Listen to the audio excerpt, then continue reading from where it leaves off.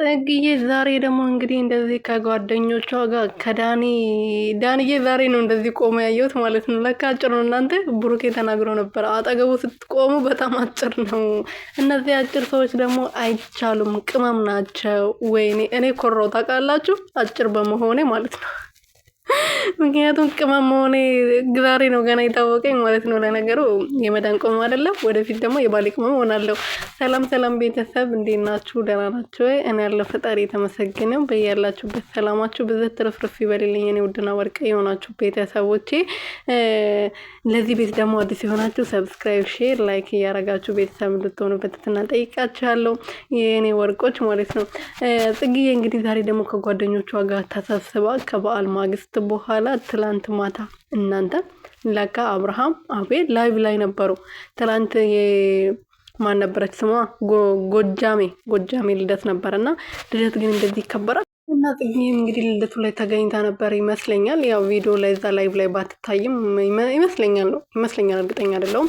እና ቪዲዮ ሰርታ እንግዲህ እንደዚህ እናንተ መንገድ ላይ ቀጤማ ነው፣ ምንጣፍ ተነጥፎ ነው፣ ምንድን ነው ይሄ? ዝጋጃ ይመስላል ይሄ እንትን ማለት ነው፣ አሲር የሚባለው በአረቦቹ።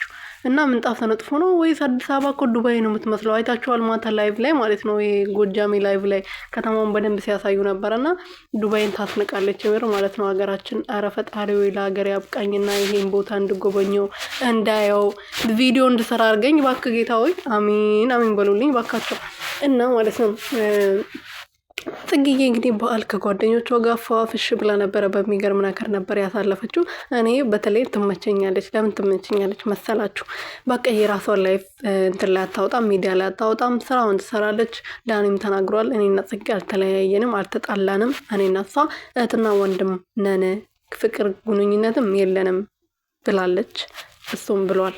እና ከዚህ በፊት እናንተ ምንድናችሁ ፍቅረኛ ማቾች ናችሁ ተብሎ ሲጠይቁ አይደለንም፣ እኔም የራሴ ህይወት አለኝ፣ እሱም የራሱ ህይወት አለው፣ እኔና እሱ ወንድማማቾች ነን፣ አብሮ አደግ ብለዋል። እንግዲህ ግን አንድ ላይ ከመጡ በጣም ቆይቷል። የሆነ ነገርማ አለ፣ ተጣልቶ ምናምን ሊሆን ይችላል። እንግዲህ እንደዚህ አይጠፉም። ለባህል እንኳን ይገናኙ ነበር በፊት ከጓደኞቻቸው ከቤትዬ ጋር ምናምን፣ በቃ ከሁሉም ጋር ነበር በዓል የሚያሳልፉት። እነሱ ቤት ሄዶ ካስታወሳችሁ ለገና ነው ለሆነ ነገር እዛ ሄዶ ፕራንክ ራሱ እየተደራረጉ ነበረ። እና በአሁኑ ግን ምንም ነገር የለም። እና የሆነ ነገርማ አለ።